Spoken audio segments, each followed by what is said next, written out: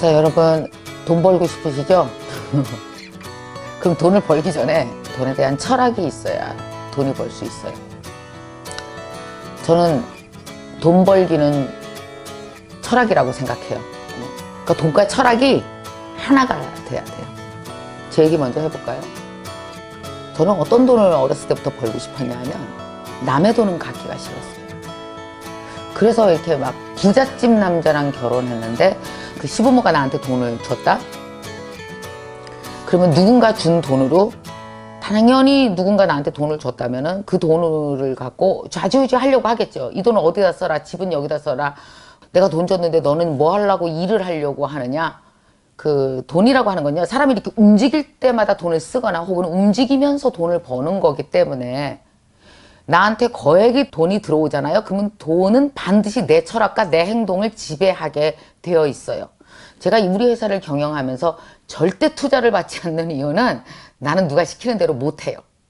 나는 50원 벌었으면 50원 벌 만큼 내 몸이 움직이고, 그리고 50원만큼 내가 투자를 해서 무엇인가 하고 싶지, 500원이 들어와서 내가 하기 싫은 걸 500원만큼 내 몸을 찢어 발린다든지, 또 500원만큼 어디 가야 되고 뭘 해야 되는지를 누가 나한테 정한다든지 하는 것 자체가 나는 어렸을 때부터 되게 싫었단 말이에요. 자기 성품이에요, 성품. 그래서 철학이라는 거예요. 내 성품만큼 움직이면서 벌고 움직이면서 쓰게 돼 있단 말이죠. 그래서 저는 투자 같은 거 전혀 좋아하지 않아요. 돈은 철학이에요. 가만히 보면 결국은 내 몸 안에서 나오는 여러 가지 생각들과 여러 가지 성품으로 그 돈을 벌게 돼 있단 말이죠.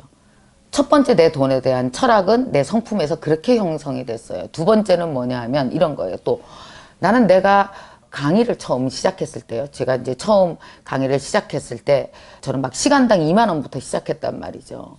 그러면은 내 가격은 누가 정해요? 내가 정하는 거란 말이에요.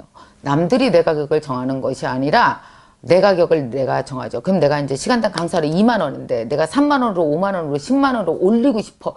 그러면은 거기에 뭐가 들어가야 되는지 아세요? 나는 계속 이렇게 강사료가 올라갈 때마다 정말 경험했던 게 있어요. 아, 돈은 육체노동이구나. 여러분, 공부는 육체노동이에요? 아니면 정신노동이에요? 물론 두 가지 다지만 정신노동보다 육체노동이 훨씬 더 강해요. 책상 앞에 앉아 있어야 되고 졸린데 참아야 되고, 이 책을 다 읽을 때까지는 내가 절대 자지 않을 거야. 그래서 막 찬수건을 얼굴에다 막 대고, 저는 정말 고등학교 때 찬물로 세수해 본 적이 없어요. 공부하려고. 근데 나는 30, 40대 때 찬물로 세수했단 말이에요. 막 그렇게 해서 열심히 해갖고 내가 무엇인가를 선보이면 그것이 나중에 뭔가 되어진단 말이에요. 근데 거기서 또 하나 느낀, 제가 육체노동 이후에 느낀 세 번째 돈에 대한 철학이 또 하나가 뭐냐 하면 바로 이거예요. 아, 손해봐야 이익 보는구나. 말하자면 손해라는 건 다른 의미로 해석하면 선투자예요. 지금 당장 돈이 벌리지는 않아. 이게 당장 돈으로 전환되지는 않아. 그렇지만 내가 이걸 왜 하고 있는지 모르겠어. 근데 이게 뭐예요? 마치 손해보는 느낌이 들어요. 내가 이거 뭐 하려고 이렇게 공부하고 있지? 내가 이걸 뭐 하려고 이 사람한테 이런 제안서까지 써야 되지? 아니 뭐 이렇게까지 하면서 해야 돼 할 정도로 열심히 한단 말이에요. 이게 뭐예요? 마치 그 손해보는 것 같은 느낌이 든단 말이죠. 그런데 그냥 죽어라고 열심히 하는 거예요. 나중에 보면 어떤지 아세요? 3년 후, 4년 후, 5년 후에 내가 과거에 아유 뭐라 이런 것까지 하나. 마치 손해보는 것 같은 그 느낌은 나중에 다 나한테 돈으로 돌아오더라고요. 그래서 저는 강의를 하면서 지금까지 사실 저한테 사람들이 뭐라 그러냐면, 그 김미경 원장은 제품이 없잖아. 제품이 그거 봉이김선달이야. 누가 어떤 기자가 나한테 그런 얘기 한 적 있어요. 나보고 봉이김선달이라고, 물 퍼서 판다고. 왜냐하면 제품이 없으니까. 제품이 왜 없어요? 있지. 어디에 있을까요? 바로 이 몸 안에 있었잖아요. 말하자면은 여러분, 결국은 다 어때요? 돈은 뭘로 만드는 겁니까? 내 몸과 내 철학이 만들어내는 거예요. 내 몸과 내 철학이 만들어내는 게 바로 돈이에요. 그러니까 나는 이런 일을 해서 돈을 벌 거야 라는 철학이 몸 안에 있어야 되는 거죠. 저는 이 철학으로 돈 버는 사람들을 너무 많이 봐요. 어떤 사람은 이런 철학을 갖고 있더라고요. 나는 이거 20년 이상 할 거야. 20년 이상 해야만 돈이 돼 라고 이렇게 마음을 먹고 있는 분들이 있어요. 그런 사람들은 돈이 되건 안 되건 20년을 견뎌 가면서 자기의 매일매일 실패하죠. 매일 실패하고 어려운 일 있지만 이걸 계속 쌓아나가더라고요. 그래서 결국에 가서 돈을 버는 사람들도 저는 정말 많이 봤어요. 효원 말해봐요. 돈 벌고 싶어? 크게 말해봐. 네. 진짜 벌고 싶어? 네. 왜? 돈을 왜 벌고 싶어? 저러면 못 벌어요. 돈을 왜 벌고 싶은지 모르면 못 벌어요. 그거 되게 중요한 일인 거예요. 그러면 우리 서 팀장은 돈 벌고 싶어요? 대답이 다르네. 결혼해서 사는 사람은 이렇게 말하잖아. 벌어야죠. 그치? 그럼 왜 벌고 싶어? 먹고 살아야 돼. 먹고 살아야 되니까. 되게 중요한 철학이야. 왜냐면 돈 없이 굶어봤으니까. 돈 없으면 얼마나 힘든지 알았으니까. 근데 효원이만 해도 엄마 옆에서 살았고 엄마가 여태까지 대주는 돈으로 학교를 다녔기 때문에 왜 벌어야 되는지 잘 모르겠는 거야.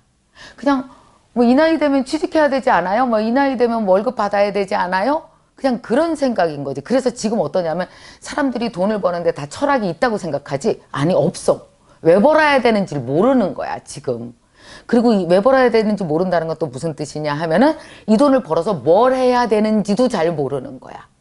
그냥 모르겠어요. 그냥 월급 받으면 뭐 좀 쓰고 저축하고. 이게 돈이 뭔지 알아? 돈은 원래 생명력이 있어서 들어올 때부터 철학 있게 들어와야 돼. 가면서 내가 이 돈 왜 벌었지? 아, 이러려고 벌었어. 그럼 이 돈으로 뭐 해야지? 그럼 이 돈이 있지? 막 돈이 생명이 달리고 눈이 달렸다? 가슴이 막 뛰면서 그 돈이 가슴이 뛰면서 돈이 저쪽을 바라보고 있어. 아, 맞아. 저거 하려고 벌었어. 그러면 돈이 생명력 있게 막 움직이면서 걔가 그쪽으로 막 달려가. 그러니까 생명력 있는 돈은 곧 뭐가 있는 돈인 거야? 철학이 있는 돈인 거지, 철이. 이게 중요한 거예요. 그래서 아마 이제 우리 효원이도 느낄 거예요. 사회생활 하다가 보면은 돈에 대한 철학은 언제 생기느냐면 돈이 없을 때 생겨요. 그리고 돈이 필요할 때 돈에 대한 철학이 생겨요. 그래서 사실은 돈에 대해서 조금 고생해 보는 거는 오히려 약이 될 수도 있는 것 같아요. 철학이 생기는 거니까. 저도 결혼하고 나서 돈에 대한 철학이 생겼어요. 결혼하고 나서 큰일 났다. 돈 벌어야 돼. 나 어떡하지? 어머, 나 여기 월세 살 수 없어. 전세로 옮겨야 돼 하는 순간 내 돈이 생명력을 갖기 시작하는 거예요.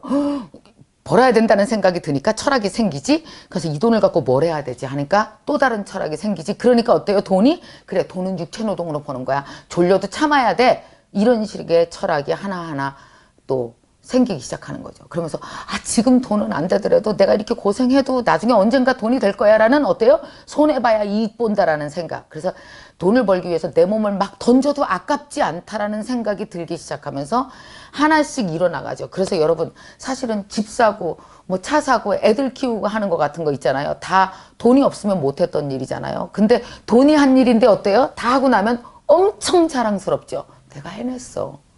돈이 한 일이 아니라서예요. 뭐가 한 일이에요? 내 철학이 해낸 일이라서 그렇게 자랑스러운 거예요. 자, 그럼 또 이런 생각 한번 해봐요.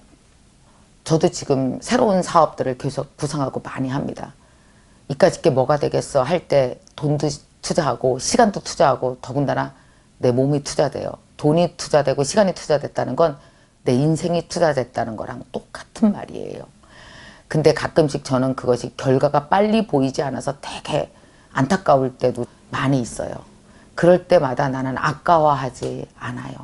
그래, 손해봐야 이익 보는 거야. 내가 먼저 돈한테 말을 걸고 돈한테 투자해야 내 몸이 들어가야 그 돈이 생명력이 갖고 철학이 생겨서 이 돈은 내가 가고 싶은 방향으로 굴러가게 될 거야. 그래서 저는 항상 왜 사람들이 이런 얘기하는 거 들어보셨죠? 돈을 쫓으면 안 돼. 돈이 따라와야 돼. 이거 사실 진리예요. 그게 무슨 얘기인지 아세요? 돈을 따라가면 안 돼. 이게 무슨 뜻이냐면 철학 없이 돈만 따라가면 돈이 그 사람이 다가왔을 때 물어요. 이게 돈이잖아? 내가 왔잖아. 그럼 너 왜 왔니? 얘가 물어요. 그래서 안 준다니까 돈을. 근데 내가 철학을 가진 거예요. 생각을 가진 거예요.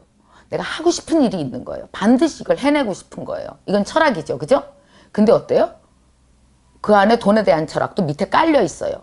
내가 막 그 일을 열심히 해요. 언젠가 이거는 나에게 희망이 될 거야. 지금 내가 이 사업 어려워. 내가 지금 어려워. 공방을 하고 있어.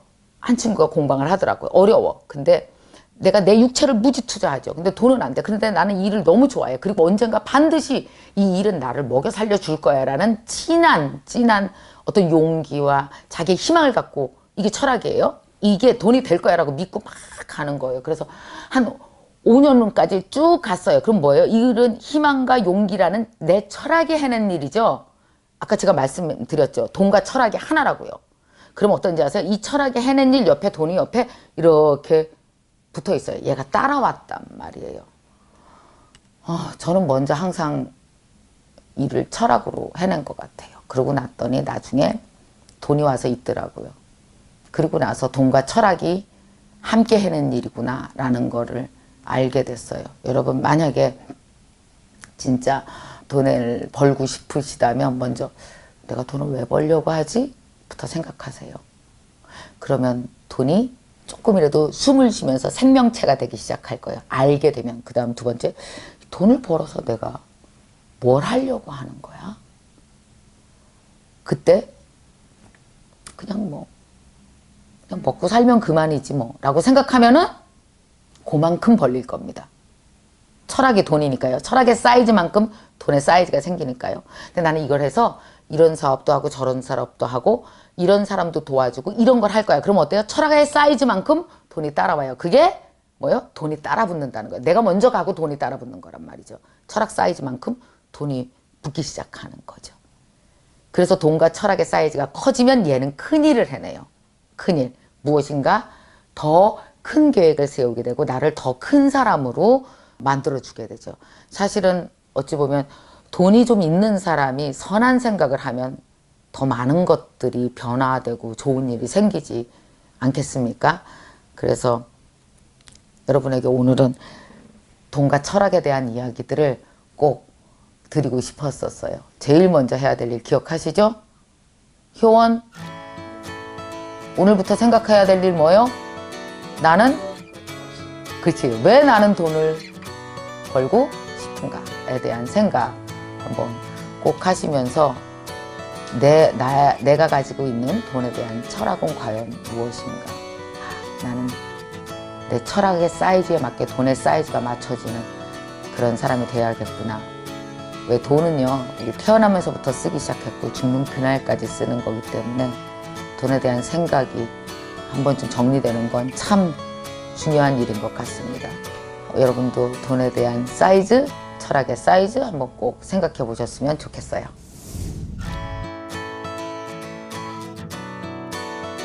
자, 돈에 대해서 얘기해 볼까요? 관심 많으시죠? 지금 사실 살면서 우리가 돈 때문에 고통스러워 본 경험 다 있을 거예요. 근데 제가 얼마 전에 누가 문자를 했었어요. 근데 내가 그렇게 훌륭한 말을 했었더라고. 깜짝 놀랐어요. 이번에 제가 몇 년 전에 이런 문자를 보냈었대요. 그러면서 이게 큰 도움이 됐다고 나한테 누가 이 문자를 보내주셨는데 난 내가 이렇게 훌륭한 말을 했나 했어요. 근데 참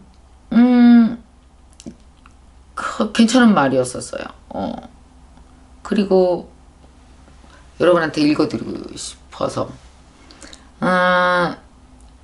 돈 때문에 되게 고민하는 한 분이 계셨었어요. 당시. 근데 내가 그때 이 문자를 보냈었어요.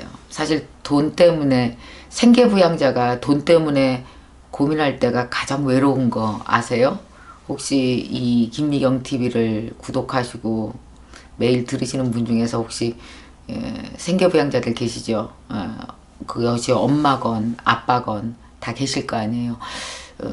돈 때문에 혼자, 다른 가족들은 아무도 모르는데 나 혼자 애들 등록금 걱정도 하고 미래 생계도 걱정하고 노후 걱정하고 이러고 있을 때가 사실은 되게 외로워요. 되게 외로워요. 저도 그런 경험 해봐서 알거든요. 당시 이분도 되게 외로워하고 있었어요. 돈 때문에. 그때 제가 이런 문자를 보내드렸어요. 많이 외로우시죠? 혼자서 힘들 때마다 저는 세상에서 제일 쓸만한 사람이 나야. 내가 책임져야 돼. 이 말을 주문처럼 외웠었답니다. 우리 힘내요. 참 사람이 살다 보면 돈 앞에서 한없이 작아지는 때가 있는 것 같아요. 근데 또 어느 시점이 되면 내가 돈보다 커 보이는 순간도 와요. 실제로 그 돈보다 내가 더 커버리는 때가 온다고요. 저는 살면서 나보다 훨씬 더 컸던 돈을 많이 만났어요. 돈 때문에 주눅 들고, 돈 때문에 속상하고, 돈 때문에 내가 너무 작아지고. 아마 그 순간일 거예요. 지금 돈보다 본인이 너무 작아 보이죠. 그래서 너무 위축되고 너무 속상하고 외롭죠. 근데 지나갈 거예요. 그 돈보다 분명히 더 크실 겁니다. 20년 전에는 단돈 10만 원보다도 내가 더 작았던 때가 있었거든요. 그날 얼마나 외로웠는지 몰라요. 근데 이제는 내가 더 커버리더라고요. 크실 수 있을 겁니다. 걱정 마세요. 내가 이런 문자를 보냈어요. 되게 서팀장 어떻게 생각해? 감동스럽지 않냐? 아니 뭐 박수까지 칠 일은 아니요. 근데 이걸 듣는 이 문자를 내가 이런 말을 했었다고 문자를 보내오셨는데 이걸 보는 순간 맞아. 그러면서 옛날 생각이 나는 거예요. 여러분도 그런 적 없어요? 혹시 10,000원보다도 작아졌었던 날 혹시 없었나? 10,000원 없어서? 막 정말 단돈 뭐 애들 줘야 돼. 애들이 뭐 교복 사야 된다 그러는데 막 15만 원 어떡하면 좋아. 그 돈보다 너무 내가 작아서 내가 부모인데 그 돈보다 내가 너무 작은 거야. 그래서 막 눈물 흘린 적 없어요? 어디 가게 하고 싶어서 세를 얻어야 되는데 안 깎아줘. 1,000만 원만 깎아주면 내가 그 세를 얻을 수 있는데 그 1,000만 원 앞에서 너무 작아져갖고 일주일 내내 죽고 싶었던 적 없으세요? 속상하고. 왜 없어요. 저도 정말 20대부터 다 내가 벌어서 살았거든요. 그래서 나는 돈과 진짜 대화를 많이 한 사람이에요. 생각이 나요. 그때는 그걸 모르고 그냥 돈보다 너무 작은 내가 너무 슬프고 싫었었어요. 근데 이렇게 10년, 20년 열심히 일하고 열심히 돈 벌면서 살다 보니까 어떤 생각이 드냐 하면은 내가 그때 그 100만 원 없어서 벌벌 떠들고 100만 원보다 작았던 때를 이렇게 기억해 보면 어떤 생각이 드는지 아세요? 내가 지금은 100만 원보다 훨씬 더 큰 것 같아. 돈보다 작았던 내가 그 돈보다 커졌다고요. 참 이렇게 달라지는구나 이런 생각을 해요. 저는 그래서 돈보다 작아 보였을 때 내가 돈보다 되게 작게 느껴졌을 때 내가 했던 게 있어요. 여러분 돈보다 작게 느껴지는 날 반드시 하셔야 될 게 있습니다. 알려드릴까요? 뭔지 아세요? 공부요. 공부하면은 작은 돈에 그 돈에 기가 안 눌릴 수 있어요. 그래서 저는 항상 지금 생각해보면 경제적으로 힘들거나 돈이 안 벌렸을 때마다 오히려 더 공부를 했던 것 같아요. 그래서 내 머릿속에 꽉 박힌 생각 하나가 뭔지 아세요? 돈 버는 것과 공부하는 것이 같은 행위다. 돈 버는 것과 공부하는 것이 다르지 않다. 이게 내 생각이에요. 그래요. 살다 보면 한가해질 때 있어요. 돈이 잘 안 벌리고 속상하고 한가해질 때. 그럴 때 돈을 계속 쳐다보고 있으면 어떻게 되는지 아시죠? 돈이 점점 커진다? 그래갖고 나를 눌러버려. 그러면 내가 돈보다도 크게 막 돈의 가치는 점점 커지고 내 가치는 줄어드는 것 같은 느낌 상대적으로. 이게 얼마나 사람을 위축되게 하는데. 그럴 땐 돈을 째려보지 말아요. 돈을 째려보지 말고 시선을 딴 데로 이렇게 옮겨. 돈을 계속 쳐다보면 돈 앞에 작아져. 그러니까 이렇게 시선을 옮겨. 그래서 뭘 하냐면 공부를 하세요. 저 강의 되게 없었을 때 뭐 했는지 아세요? 계속 강의 언제 들어오나 전화 언제 오나 이게 돈 계산하고 있으면 너무 속상해요. 안 돼. 그럼 어떻게 해야 돼요? 공부를 하는 거예요. 그래서 제가 옛날에 한참 강의가 너무너무 뜨문뜨문 들어오고 그랬을 때 어떻게 했냐면은 큰 책장을 사서 내가 읽은 책으로 저 책장을 다 채운다라는 생각으로 열심히 공부했어요. 그랬더니 나중에 보니까 어떻게 되게요? 그 공부한 게 결국은 돈이 되더라고요. 그때 느낀 거예요. 공부하는 거랑 돈 버는 거랑 다르지가 않네. 주눅 들지 말아야 되겠다. 아, 돈이 나를 위협할 땐 공부하라는 뜻인가? 혹시 이런 생각까지도 들더라고요. 또 몇 년 전에 제가 조금 강의가 들 들어왔을 때 있었어요. 아유, 시간이 좀 되더라고요. 그때도 역시 공부했어요. 그때는 또 한참 신나서 물리학 공부를 되게 열심히 했었네요. 철학 공부하고 재밌었어요. 근데 그러면서 내 강의의 흐름과 내 강의의 논조는 또 약간 달라지기 시작했어요. 그때 느꼈어요. 아, 돈 버는 것과 공부하는 것이 같은 행위구나. 그러니까 여러분 역설적으로 이렇게 얘기할 수 있죠. 돈이 많이 벌어. 너무 바빠 돈 버느냐고. 그럼 뭐 할 시간이 없어요? 공부할 시간이 없죠. 그래서 실컷 돈을 벌다가 흐름을 놓치거나 공부를 안 해서 미천이 떨어져서 그다음부터 돈이 안 벌린다? 이해가 갔어요? 이제 내가 말하는 게 공부하는 거랑 돈 버는 거랑 같은 행위라는 거? 자, 봐요. 저는 요새 무지 바빠요. 되게 바빠요. 그래갖고 막 회사 경영해야지 뭐 굉장히 바빠요. 근데 제가 시간이 없어요. 그래서 내가 제일 하고 싶은 게 뭔지 아세요? 어디 외국에 나가서 한 5년 동안 패션 공부랑 영어 공부 진짜 아무것도 안 하고 돈 안 벌고 그것만 쫙 할 수 있으면은 정말 좋을 것 같아요. 여러분 얼마나 그 시간이 어마어마한 돈으로 환산할 수 없는 그 공부하는 시간이 얼마나 큰 건지 아시겠어요? 그러니까 여러분 지금 현재 만약에 저는요 돈 벌고 싶은데 돈 때문에 주눅들 때 많은데 돈이 없거든요. 그럼 여러분 생각해 보세요. 돈이 없다는 건 뭐가 있다는 뜻이에요? 대신 대부분 돈이 안 벌릴 때는 시간이 있다. 시간이 있다는 건 뭐예요? 돈을 째려보고 있지 말고 그 시간에 뭐 하라고? 공부로 채워놓으세요. 그럼 이 공부가 곧 돈입니다. 자, 그러니까 여러분 속상해하지 말고 지금 만약에 돈 때문에 주눅 든다면 공부하세요. 어떤 공부하냐고요? 그건 뭐 나한테 물어보면 어떡해.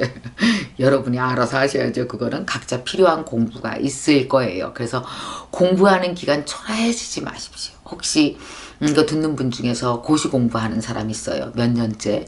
아니면 취업 때문에 힘들어서 공부하는 분 있어요.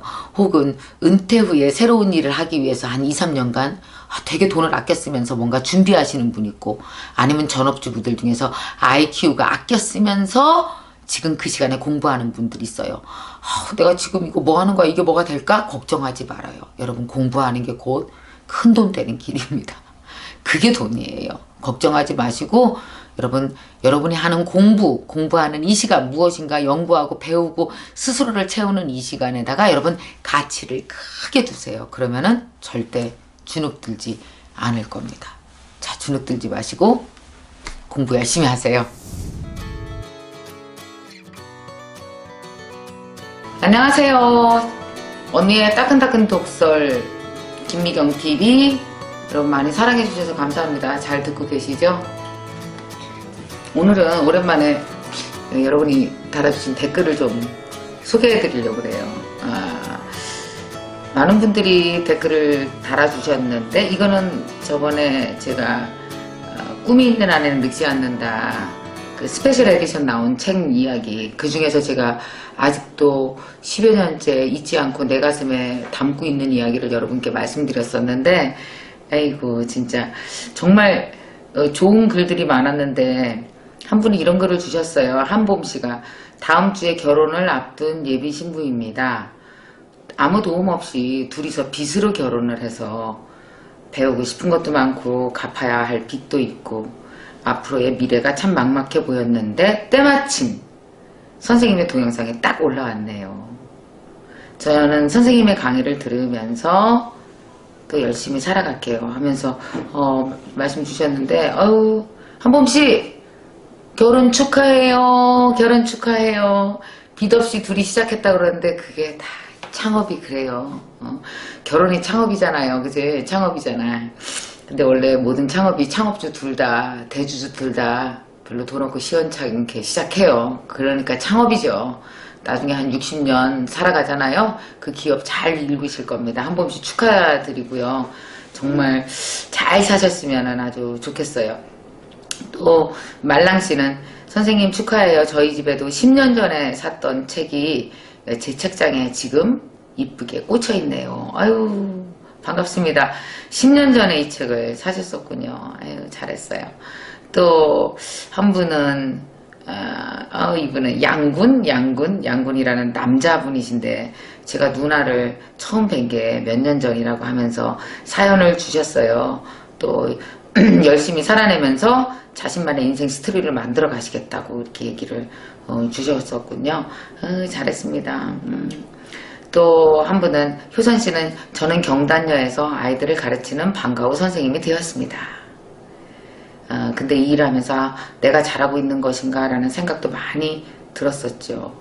근데 지금은 또 이렇게 열심히 경제적 여유를 찾으려면 그만큼 노력을 해야 된다라는 생각으로 오늘 강의를 듣고 깨닫고 더 열심히 한다고 했고요. 한지혜 씨 이야기가 참 가슴이 뭉클했어요. 이분은 알라딘에서 스페셜 에디션 2권 주문하고 오는 길이에요. 학생 때 돈이 너무 없어서 어떻게든 읽어보려고 중고책을 구해서 읽었었던 기억이 새록새록 나네요. 다시 예쁘게 재발간됐다니. 참, 옛날에 너무 읽고 싶었을 때 중고책을 샀는데 요번에 책을 샀대네요. 아이고 기특해라. 그래도 스스로 책임지고 스스로 돈 벌고 이러면서 조금씩 매년 성장해가는 모습들이 여러분의 모습이고 또 제 모습이고, 그러니까 이렇게 옛날에 만났던 팬들이 이렇게 글을 주시면은 훨씬 더 반가운 것 같아요. 자, 여러분은 언제 저를 처음 만나셨어요? 또 언제 제 강의를 처음 접하셨나요? 아마 그 기억이 꽤 오래되신 분이 많은 것 같아요. 왜냐하면 제가 26년째 강의하고 있거든요. 참 어떤 때 살다가 보면 내 자신이 되게 기특하다는 생각을 하는 것이, 저희 같은 사람이 전문 직업이잖아요. 누가 보호해주는 사람이 없어요. 뭐 회사를 다녀서 어떤 조직에서 보호하는 것도 없고 결국 내가 나를 이끌어가고 성장시키고 내가 나를 보호해줘야 되거든요. 근데 그러기 위해서는 정말 노력을 많이 해야 되거든요. 근데 정말 제가 가진 생각 하나는, 내가 노력했기도 했지만 분명히 제가 노력했죠. 그러나 여러분이 저를 좋아해 주지 않으셨다면, 여러분이 제 책을 좋아하고 저를 좋아하지 않았다면 나에게 이런 행복한 운이 지금 현재 존재했었을까 생각하면 다 여러분의 덕분입니다. 여러분 사랑하고 고맙습니다. 자, 오늘 또 제가 여러분에게 소개해드릴 재밌는 글 하나를 소개해드릴게요. 이것도 제가 거의, 이 책은 처음에 초판된 게 이게 몇 년도죠? 초판이? 팀장, 써있네요. 2011년이니까 벌써 아시죠 여러분? 이 언니의 독설이라는 책도 스페셜 에디션 나왔는데, 언니의 독설도 벌써 몇 년이에요, 그죠? 7, 8년이 다 됐네. 야, 이 책 쓸 때 진짜 막 정강석화로 샥 막 너무나 생각이 많이 나서 막 하루에 몇 곡씩 막 정신없이 써내려 갔던 생각이 나거든요. 그 중에서 제가 이제 여러분에게 다시 한번 리마인드 하면서 얘기해 드리고 싶은 이야기는 바로 이거예요. 이런 제목이에요. 남자 헐값에 사서 금값으로 키워라. 제목 좋네요. 이렇게 써 있습니다. 제가 조금 앞을 읽어 드릴게요. 남자 고르는 건 주식 고르듯이 하면 돼. 현재 상한가 치는 종목은 사면 안 돼. 일단 너무 비싸잖아. 주식을 살 때는 현재 가치를 보는 게 아니라 그 회사의 미래 가치를 보고 사는 거야. 그 회사의 CEO가 똑똑한 사람인가? 성장 가능성이 있나? CEO의 건강도 중요하지. 성장 가능성이 있는 회사의 주식은 지금 5만원이지만 10년, 20년, 30년 뒤에는 50만원, 500만원으로 뛸 수 있어. 주식할 때 제일 재수없는 경우가 뭔지 알아? 작전주에 걸리는 거야. 남자들도 작전주 같은 애가 있어. 차도 있고 오피스텔도 있고 막 명품으로 휘감고 다녀. 근데 차는 형차야. 오피스텔은 삼촌 거고 직장은 별로야. 근데 많은 여자가 거기에 속아. 문제는 결혼까지 하지. 30대 여자들 중에는 골드미스들이 있어. 허영심과 사치로 뭉친 여자도 있지. 내 남자 정도는 이 정도 돼야 되지 않겠어요? 내 남자는 이 정도는 돼야 돼. 그러다가 작전주 같은 남자한테 걸려드는 거야. 주옥 같은데? 아, 너무 웃겨요. 아이고. 자, 남자 고르기 어렵죠? 사실 어려워요. 만약에 나 따로 20대로 돌아가서 다시 남자를 고른다고 하더라도 참 어려울 것 같아요. 그 남자를 고르는 게 왜 그렇게 어려운지 아세요? 이게 이렇게 물건 고르는 거랑 다른 거예요. 남자를 고르는 데 있어서 가장 힘든 점이 뭐냐면 물건도 어때? 이렇게 내 몸이 좋아해야 이 물건을 사잖아요. 어떤 물건은 이런 거 있잖아요. 이 컵 사. 그랬는데 내 눈에 너무 촌스러워. 너무 아니야. 그러면 남들이 아무리 좋다고 할지라도 이 컵을 들고 차를 마시고 싶지가 않잖아요. 예를 들면 남자는 어때요? 손에 드는 게 아니라 결혼할 남자라고 한다면 손에 이렇게 드는 물건 정도가 아니라 평생을 엉켜서 같이 살아야 되는 거야. 이렇게 애도 낳고 그러니까 모든 거 사실은 같이 사고 같이 벌고 같이 애 키우고 그러니까 모든 것이 결혼이라는 게 그래요. 모든 것이 한데 모아져서 가족 구성인끼리 쉬어요. 다 같이 모아져서 쉬어요. 뭐 이런 거잖아요. 그러니까 뭐 난 이건 좋고 이건 싫고 이런 식으로 뭐 이거는 섰고 이건 안 섰고 이럴 수 있는 문제가 아니라서 참 남자 고르는 게 정말 어려운 일이죠. 근데 여러분 알아두세요. 20대의 남자를 고를 때 그러니까 특히 여성분들 마찬가지고 또 남자들도 여자를 만날 때 어떤 여자가 나한테 맞는지를 확실히 알고 결혼하기 무지 힘들다는 건 미리 알아두세요. 왜냐면 산지 얼마 안 된 한 20, 30대에 결혼을 하기 때문에 벌어지는 사건들이에요. 우리가 지금 내 나이만 돼도 내가 알아요. 일단 내가 정확히 아는 게 뭐냐면 남자를 안다기보다 내가 나를 알아요. 나를. 나한텐 이런 남자가 어울려를 내가 아는 거예요. 근데 20대 때는 어떤지 아세요? 나 데리고 산 지 몇 년 되지 않아서 내가 정말 어떤 남자를 원하는지를 내가 헷갈리는 거죠. 내가. 그러다 보니까 우리가 기준이 어때요? 그냥 이런 기준을 세우는 거예요. 남들이 봤을 때 혹은 어디 내놔도 뭐 이런 기준을 갖는 거죠. 근데 결혼할 때 남자를 고를 때 가장 그 실수하기 쉬운 그 부분이 있어요. 가장 잘못된 포인트가 어디 내놔도예요. 어디 내놔도 뭐 어디 내놔 안 내볼 거야. 집에 있을 거야. 집에 안 내놔 밖에. 그러니까 어디 내놔도를 갖고 자꾸 선택을 하다 보면은 내 기준이 아닌 남의 기준으로 이 시선이 옮겨가기 시작하면서 우리가 남자를 택하는데 큰 문제가 생기는 거거든요. 자, 제가 남자를 택하는 기준 정말 이건 뭐랄까 실질적인 기준? 실속 있는 기준? 이 기준에 대해서 이 책에 썼거든요. 자, 한번 몇 가지 얘기를 해볼까요? 자, 그럼 먼저 남자를 택하는 첫 번째 기준에 대해서 얘기해 보겠습니다. 자, 그 남자를 택하는 첫 번째 기준 뭐냐면 첫째, 남자의 학벌에 너무 연연하지 마 이거예요.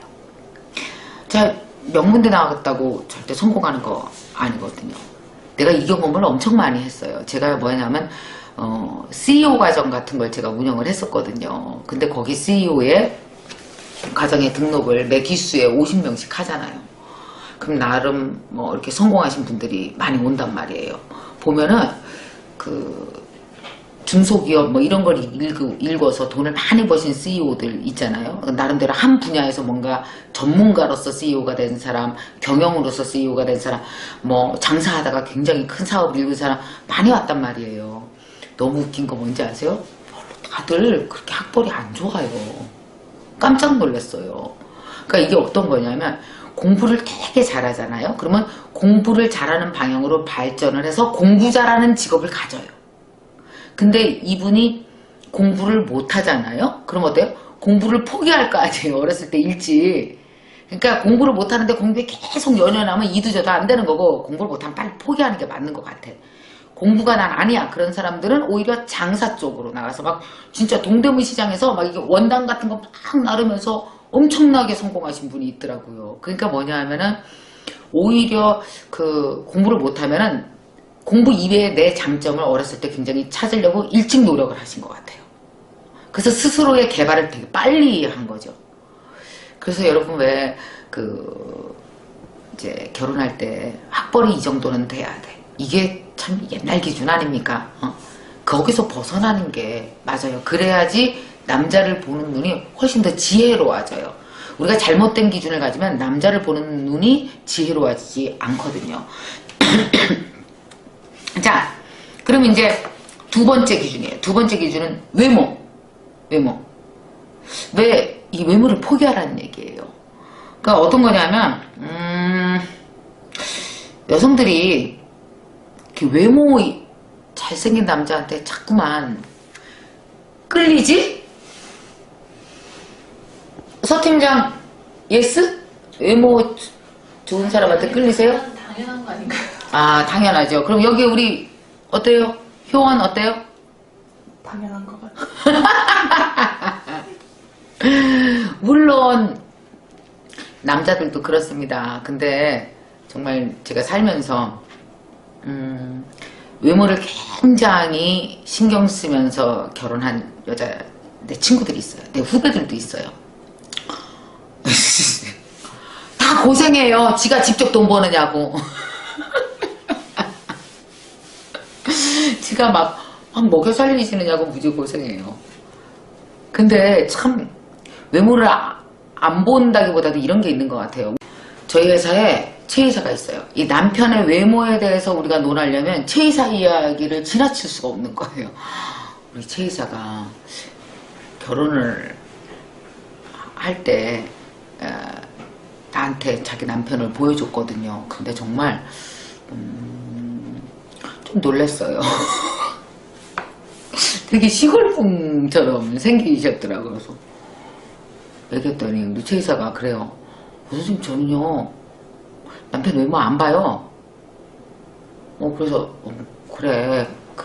그래라 이제 그랬어요. 그래라 약간 그래도 그랬는데 나는 우리 최이사가 내가 지금 우리 최이사 남편 엄청 이뻐하고 좋아하거든요. 아유 얼마나 귀여운지 몰라. 이렇게 배가 볼록 나왔어요. 막 배똥똥이 너무너무 귀엽고 막 팔도 막 이렇게 불필요하게 길지 않아요. 이렇게 바로 이어져고 이렇게 막 그래요. 우리 최이사는 보면은 남편 배를 막 두드리면서 너무 이뻐 너무 이뻐 막 이러는데 둘이서 얼마나 서로 사랑하면서 살아가는지 참 나는 최이사가 어떤 면에서 굉장히 지혜로운 여자라는 생각이 들었거든요. 왜냐하면 이 외모에 집착해서 그러니까 외모를 보는 게 나쁜 건 아닌데 문제가 있다라는 건 아니죠. 뭐 아름다운 것에 끌리는 거, 잘생긴 거에 끌리는 거 당연한데 중요한 건 그거에 눈이 멀면 다른 게 하나도 안 보이는 게 문제인 거예요. 그러니까 외모만 보는 여자들의 가장 큰 문제는 거기에 눈이 멀어. 잘생겨, 팔다리 길어, 옷 입으면 착착 맞아, 섹시해. 그러면 다른 게 하나도 안 보이는 거야 이제. 그래서 그 남자의 단점이라든지 그 남자의 문제점이 하나도 안 보이고 그거만 보고 결혼을 하게 되는데 중요한 건 결혼을 하고 나서 딱 일정한 시간이 걸리면은 이게 싹 걷어져요. 그럼 그 남자의 외모 뒤에 나를 눈멀게 했던 외모 뒤에 가려졌던 그 많은 것들이 드러나면 얼마나 힘들어. 그래서 참 우리가 지혜롭게 되게 힘들죠. 외모를 하나도 안 봐요. 나는 외모를 되게 원래 관심 있는 사람인데 그거를 억지로 안 보려고 하는 건 힘들지만 그러나 분명히 아셔야 될 건 혹시 내가 그 여자의 외모, 남자의 외모 이 외모라는 것에 눈이 멀어서 다른 걸 아무것도 못 보고 현재 가고 있는 거 아니야? 내 모든 그 사랑한다라는 감정이 거기로부터 작동되는 게 아니야? 여러분 내 사랑하는 감정이 외모로부터만 작동되고 외모로부터 시작되고 끝이 되면 그거 되게 심각해요. 정말 왜 우리가 외모라고 하는 것은 결혼 생활 중에 정말 100분의 1도 안 되거든요. 살다 보면 여러분 외모가 안 보여요. 어떻게 안 보이는지 내가 얘기해 줄까요? 휴대폰 보여요? 보이지?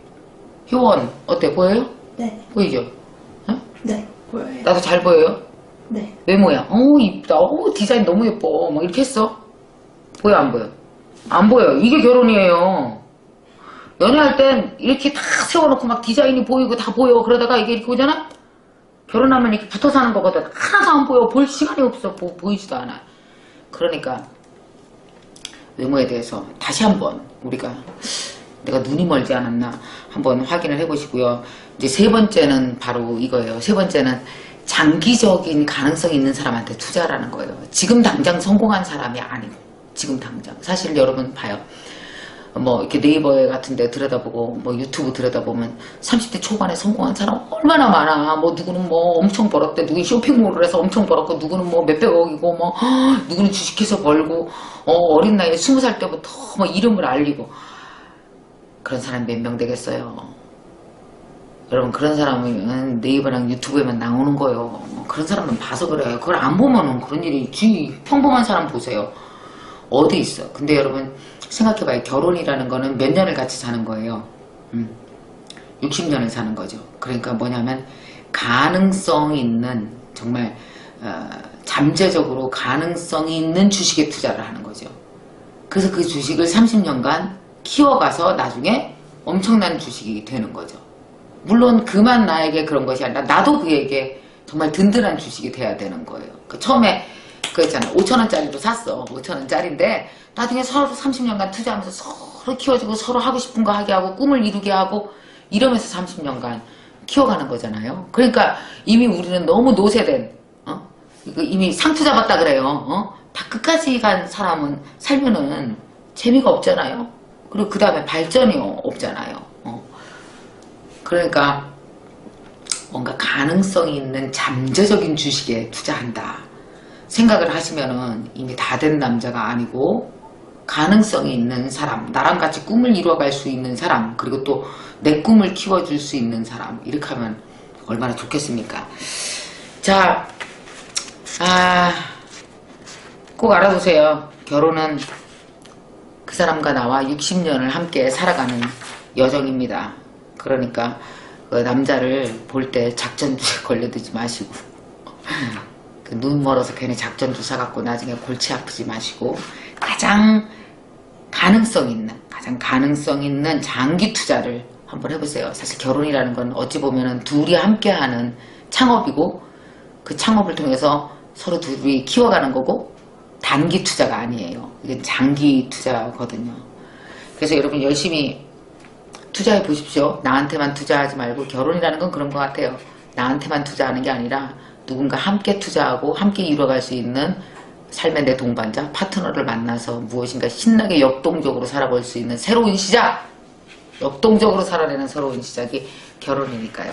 자, 제가 흔들리는 30대를 위한 언니의 독설은 이렇게 30대들을 위해서 아주 정말 시시콜콜하지 않아요? 남자 고르는 법까지 얘기를 하고 앉아있고, 진짜. 근데 이제 제가 살면서 이런 남자 저런 남자 만나서 실패해본 사람도 많이 보고 뭐 이러면서 이 얘기는 꼭 해야 되겠다.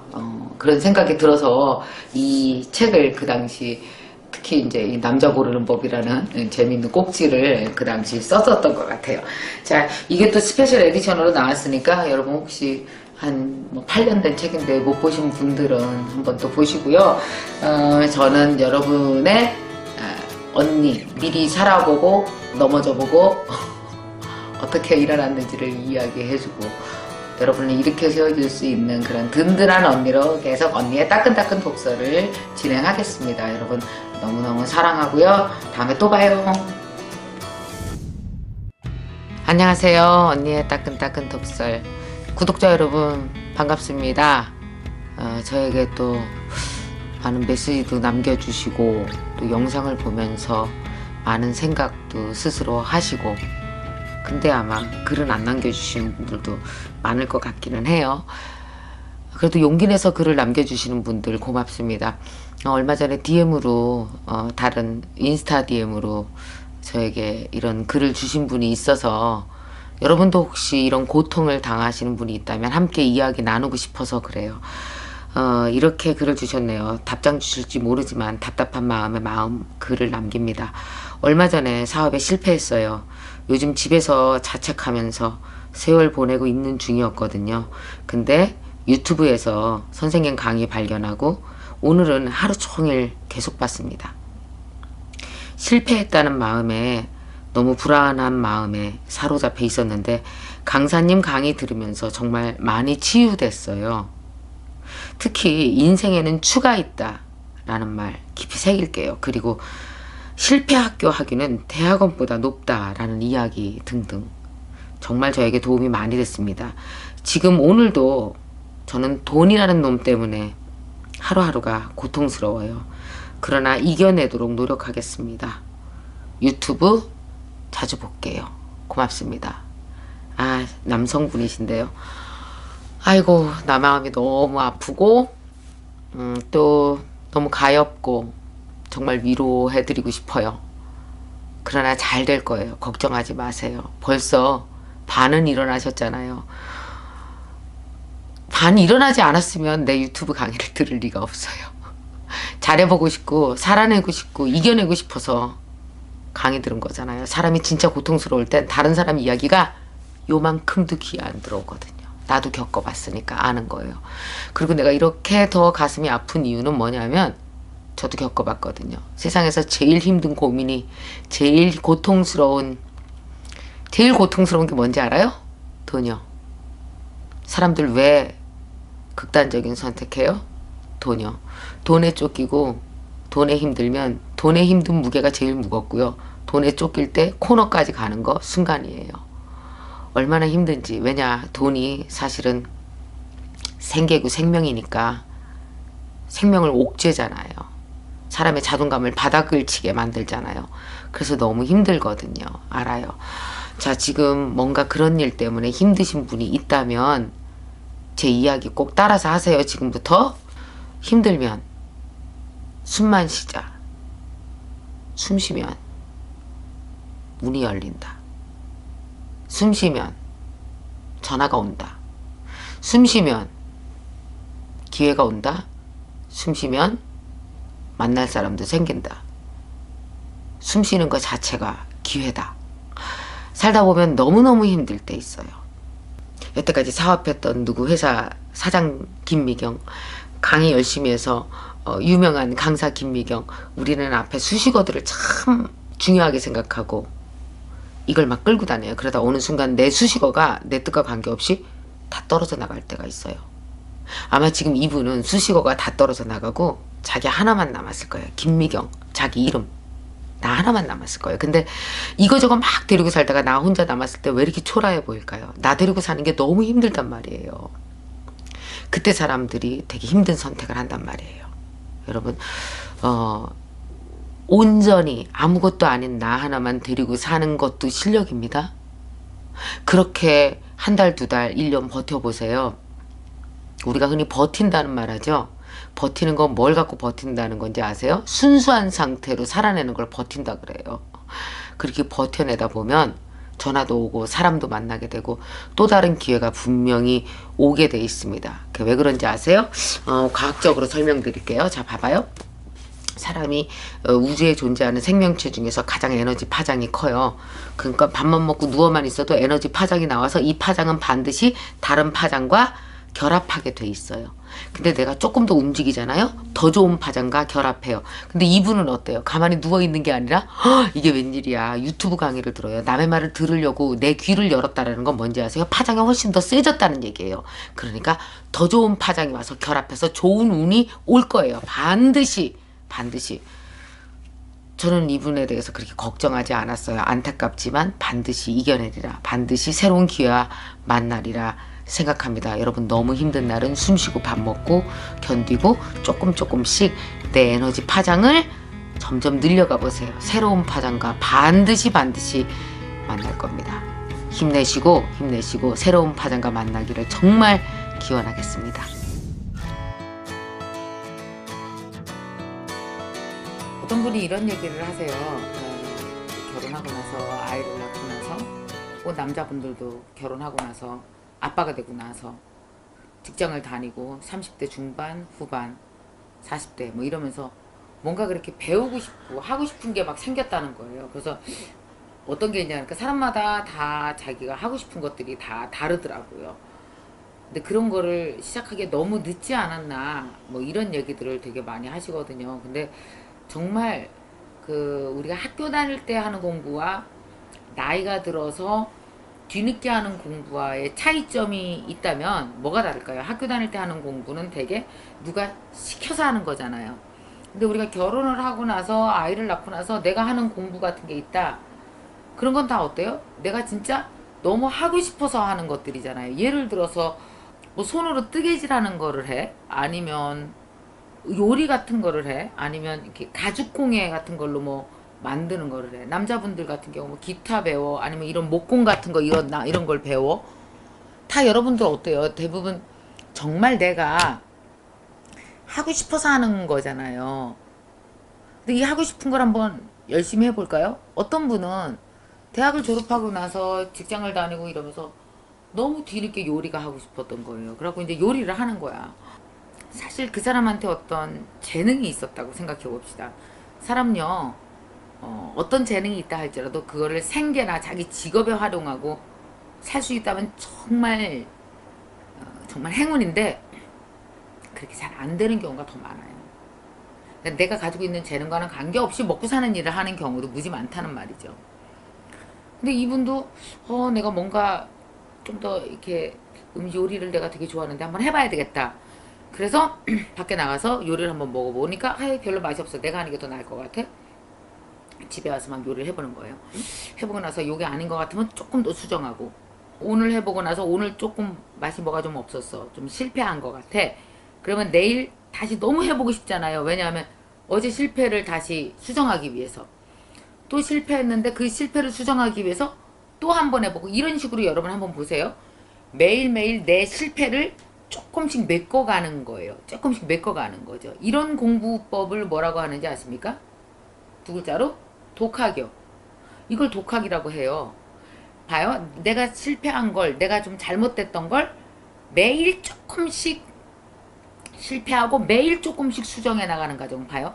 실패 수정, 실패 수정. 이걸 365일 계속해서 한 5년간 하게 되면은 나중에 어떻게 될까요? 무지 완벽해지죠. 왜 완벽해질까요? 계속 실패를 조금씩 매일매일 내가 수정했기 때문에 엄청 완벽해지죠. 그래서 여러분, 독학의 특징이 뭔지 아십니까?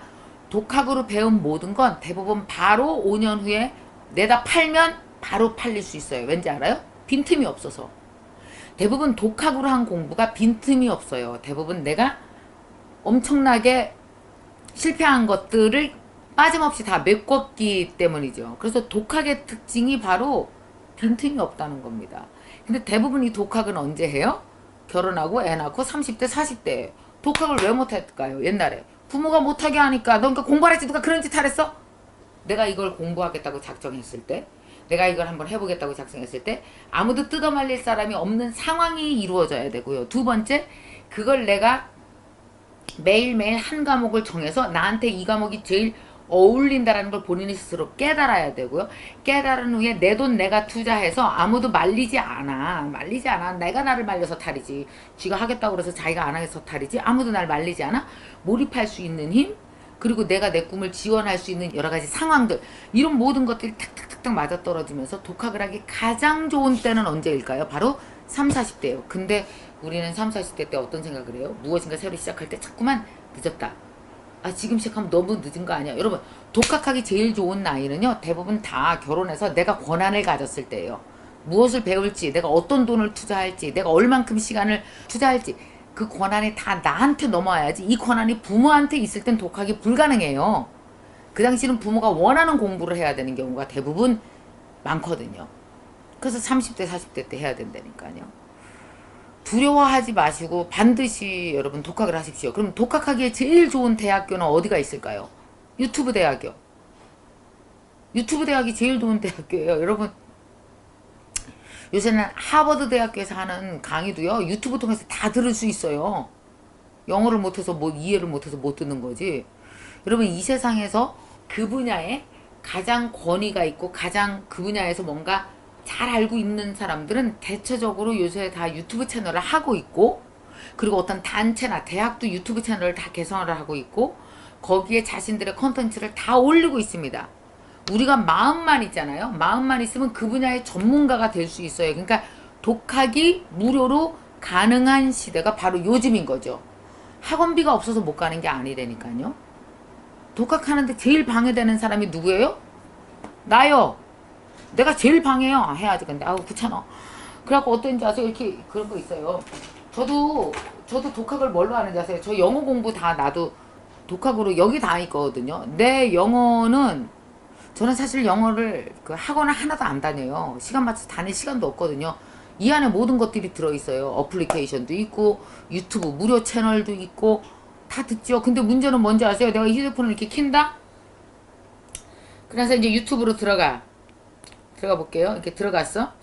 들어가잖아요. 그러면은 이렇게 잠시 고민해요.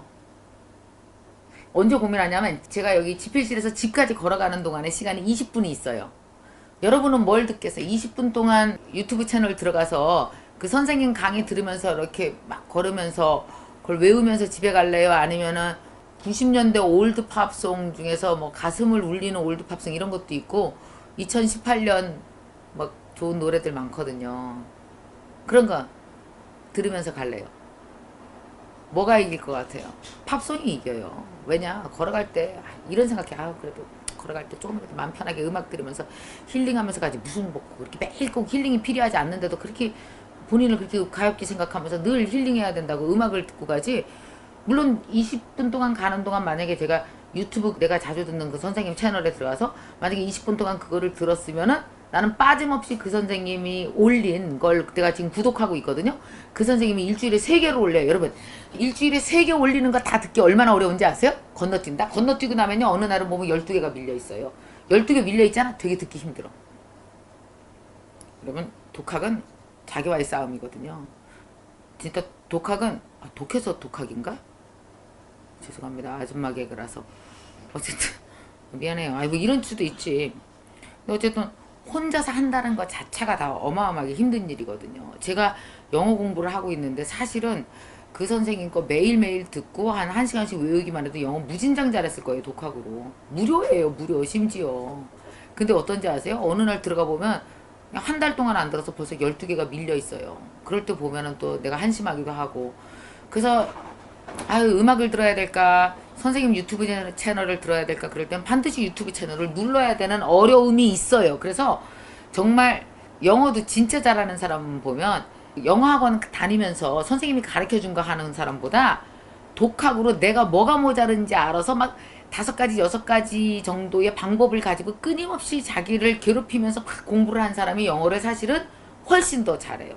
여러분 한번 생각해봐요. 요리를 막 집에서 어제 좀 모자른 것 같아. 요 맛을 넣어보자. 어제 조금 안 된 것 같아. 요 맛을 넣어보자. 이렇게 한 사람이 요리 완성도가 10년이 높을까요? 아니면은 대학에서 4년 요리 배운 사람이 높을까? 대학에서 4년 요리 배운 사람이요. 독학 10년 한 사람보다 훨씬 잘할 수가 없어요. 왠지 아세요? 그 누군가가 잘하는 사람이 가르쳤기 때문에 거기는 구멍이 숭숭 나 있어요. 독학의 특징이 뭐예요? 어제 못한 거 메꾸어서 뭔지 아세요? 빈틈이 없어요, 독학이. 그래서 바로 대답할 수 있는 거라니까. 어? 의상학과 4년 졸업하잖아요. 그럼 선생님이 내라는 과제, 이런 거 왜 하라 그러는데 뭐라고 짜증나. 엄마 좀 도와줘. 과제 같은 거 막 해서 4년 내서 패션쇼 같은 거, 학예 발표회 같은 거 하고 졸업해서 옷 만들 수 있어요? 못 만들어요. 10년 내내 집에서 옷 만든 사람이 훨씬 더 제대로 잘 만들지. 독학이 훨씬 더 대단하다니까요. 그 절호의 찬스가 30대 이후라고요. 결혼한 다음에. 백종원 씨 같은 사람 봐봐요. 맨날 수정한 거 아니야. 집에서 자기가 좋아갖고. 응? 그러다 보니까 자꾸 설탕을 넣게 된 거죠. 이 맛이 아닌데 그럼 설탕 넣고 이렇게 맛이 없지? 설탕 넣고 그래 자꾸 설탕 넣게 된 거지. 어때요? 백종원 씨 요리는 친근하지 빈틈없지. 그 사람이 하라는 대로 따라하면 바로 맛이 나죠. 왜? 학교에서 배운 게 아니고 그 사람 부엌에서 그 사람이 독학으로 365일 10년간 한 거기 때문에 어때요? 훨씬 따라하면 효과가 나는 거예요. 자본주의 사회에서는 그런 독학으로 한 사람이 친근하고 그런 사람에게 돈이 가는 게 너무 당연하다고요. 만약에 여러분 지금 내 현재를 즐겁게 하기 위해서도 독학은 필요해요. 그래야 이 남자 언제 들어와? 그리고 울지 않고 독학을 하세요. 울지 말고 독학을 해. 그러면 훨씬 더 편하네요, 삶이. 내가 이렇게 맨날 직장 생활하면서 나 왜 이러고 사나 이렇게 허무하게 지내지 말고 독학 과목 하나 정하셔서 주말이라도 남자분들은 하세요. 이 독학이 쌓이면 나중에 뭐가 되는지 아세요? 50대 이후에 제2의 직업이 되고 노후 준비가 돼요. 그러니까 노후에 제일 중요한 게 뭔지 아세요? 24시간이라는 시간과 내 육체가 어떻게 결합할 것이냐를 고민하는 게 노후예요. 아침에 일어나면 아유 나 뭐하지? 해야 될 일이 있으면은 어때요? 더 이상 불행하지 않은 거예요. 24시간과 놀 줄 알면 사는 내내 행복하거든요. 24시간 동안 뭐하고 놀아야 돼? 이렇게 걱정되면 바로 옆집 여자가 와서 채가죠. 왜냐하면 심심해하는 것 같으니까 나랑 놀자고 백화점이나 가자고. 뭐 밖으로 가는데 같이 따라가자고 뭐 이런 사실이 발견되거든요. 저는 3, 40대 이후에 반드시 해야 될 게 독학이라고 생각합니다. 저는 3, 40대 이후에 늘 독학하는 것이 하나씩 있었어요. 어디 가지 않더라도 영어 공부도 그렇게 독학으로 나 혼자 여러 가지 방법을 찾아서 하죠. 그래서 요번에 저 지금 잠깐 이제 이렇게 쉬는 시간이 좀 있거든요. 제가 뭐 했냐면은 여기 이 휴대폰에 보면은 외국 영화 보는 사이트 하나 제 어플리케이션 해서 월정료 내고 있는 게 있거든요. 실컷 볼 수 있어요. 그 중에 제가 되게 좋아하는 영화가 하나 있어요. 더 노트북이라고 있어요. 노트북이라고 있는데 아우 정말 아주 정말 지고지순한 사랑에 대해서 눈물이 쫙 나오는데 두 남녀가 얘기하는 대화가 되게 쉽거든요. 제가 요번에 그 영화를 보면서 그걸 번역하고 있어요. 사람들이 뭐 영어 자막 번역 대단한 건지 알지만은 같은 말이 되게 많이 반복돼서 나오고 이러기 때문에 모르는 말도 많이 알게 되고 2시간짜리를 지금 번역하는데 걸리는 시간은 한 일주일 정도 걸리는 것 같아요. 근데 너무 재밌거든요. 그런 과정이. 이거 다 독학이죠. 누가 뭐 가르쳐줘요. 이거 누가 하라 그래요? 나 혼자 여러 가지 방법을 찾아서 하는 중이거든요. 그거 다 이거 어플리케이션 같은 걸로 요즘에는 독학하기에 유튜브는 무료지 어플리케이션은 비싸봤자 무슨 뭐 10불 15불 정도밖에 안 하지. 너무 좋은 세상이에요. 옛날처럼 시간 쓰지 않아도 되고 3, 40대 때 나를 이렇게 세우고 나에 대한 자부심을 갖고 내가 스스로 내가 똑똑하다는 느낌을 갖고 기특하게 생각하면서 살아갈 수 있는 방법 중에 하나가 학교에서 못 배운 거 서러워하지 마시고 반드시 뭔가 나를 위한 독학 하나를 꼭 시작하십시오. 그래서 매일매일 내 실패를 메꿔가는 독학 방법을 하다 보면 스스로 나를 기쁘게 하면 물론 내 자존감도 채워지고요. 나중에 한 50대, 60대 정도 됐을 때는 그걸로 돈도 벌 수 있고요. 하루 시간을 보낼 수 있고 얼마나 좋습니까? 그래서 기왕에 요번에 이제 여름 휴가 들어가시잖아요. 여름 휴가 지내시면서 한 2, 3일 정도라도 집에 계실 거 아니에요. 그동안 나는 어떤 독학을 하면 제일 나한테 어울리지? 이걸 꼭 생각해 보시고 기왕이면 어플리케이션도 있으면 뭐 좀 다운도 받으시고 또 유튜브 있으면은 구독 버튼도 누르시면서 내가 얘와 친해져야 되겠다 뭐 이런 작전도 한번 짜보시면 정말 좋을 것 같습니다. 꼭 여러분 독학 반드시 이번 여름 휴가를 기점으로 꼭 시작해 보시기 바랍니다.